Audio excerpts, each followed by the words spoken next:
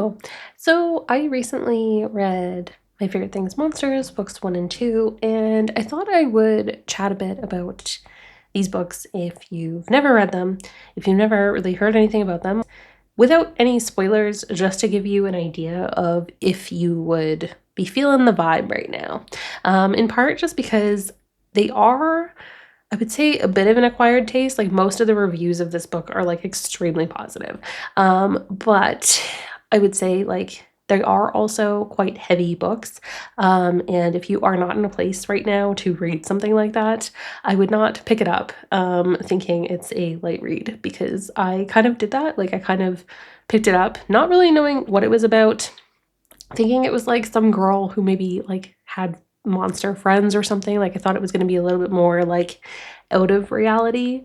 But it really is a book that tackles a lot of heavy issues. I think it does so very well, but these books are also something that may be a little bit more infuriating if you are really expecting a certain thing, or if you really only want to read something that has a lot of structure. So I'm just going to give you like a few little heads up kind of things, just to see if you maybe do want to read this book. I would say don't read anything about what the book is about ahead of time, because a lot of the things that talk about this book talk about like the main character kind of investigating something that happened to her upstairs neighbor. And I don't like thinking about it that way. I think the books will serve you better if you think of it as a story about life, basically, and the complexities of life, and that the plot points aren't something to get like super, super wrapped up into.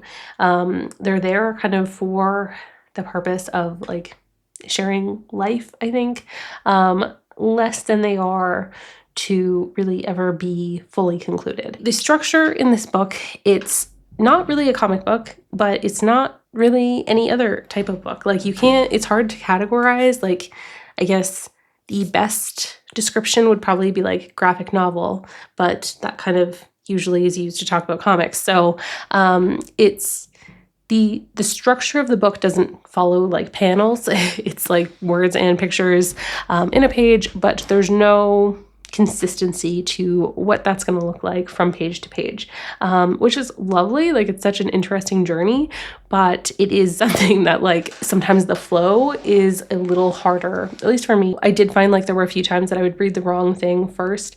I think in part just because I wasn't really sure which way the flow of the page was going. It wasn't it wasn't the whole time, and it wasn't something that was like enough to really irk me, but just so you are aware of how the format is in that book. This book says it's like a look into this 10-year-old Karen Ree's diary, basically her journal, and she's like drawing all these things out and writing them. And I like, no, that's just unbelievable for me. And like that just, it's a silly hang up, but it's like the art is way, way too good for you to sell it as that. So I kind of, as a workaround for me to get my head around it, just ended up thinking of it as like, this is her way of imagining her journal. So she is talking about like drawing sometimes in her journal.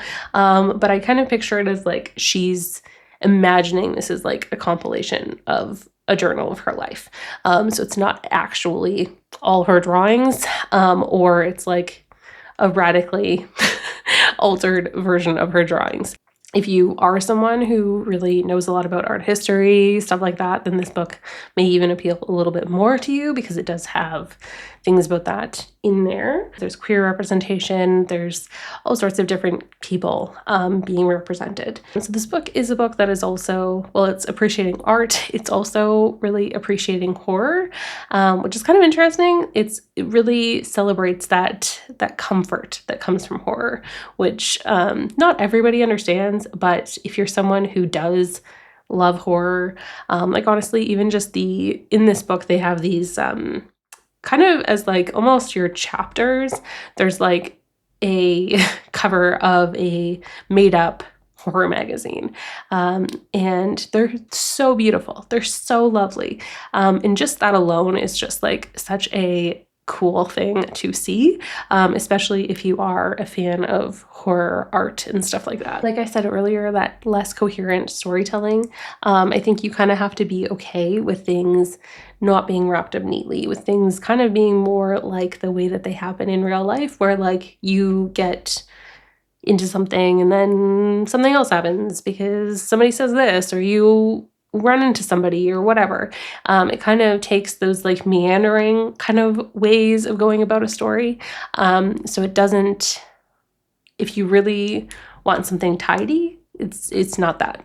So Karen in the book is represented kind of as a monster because that's how she wants to see herself, and she will, and other people are drawn in this book also as kind of monster-esque. But despite this, like everything is kind of existing in a realm of mostly reality. So it's very real life issues, very real life history, very real life stuff that is important to address and talk about, real life people who are complicated. So it's not black and white. There's a lot of complexity to the characters. There's a lot of someone not really being good or bad. So there's people in these books that do things that aren't good, but you see them as characters that exist as more than just the one action that you're hearing about that you would normally probably judge somebody for. You're hearing about kind of a more well-rounded history. You're getting more of an idea of who these people are. So it's not, I wouldn't say it's like excusing bad things, but it's addressing that like ultimately there is like humanity that ties us together.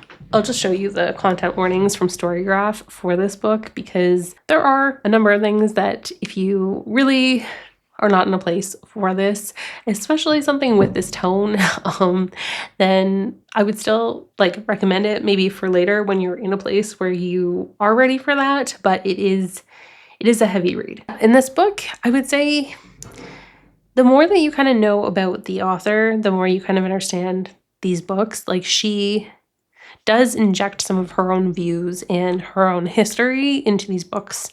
I would say a fair bit, honestly, not necessarily in like a very literal sense, but she will kind of craft characters based on people she knows or things that happen based on things that she's experienced. So it's not autobiographical, but there is a semi-autobiographical element to it.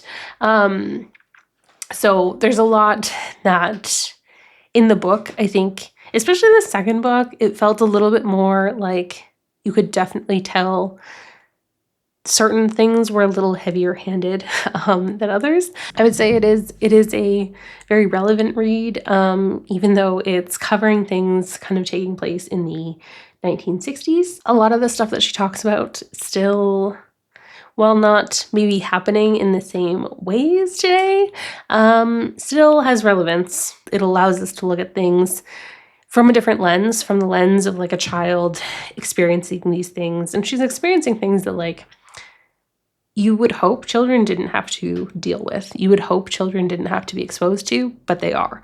And that's a part of the world that we live in. And yeah, it addresses that darkness. It addresses a lot of the things that humans are capable of. But it does try to also leave you with some hope, I think is kind of the main vibe of these books.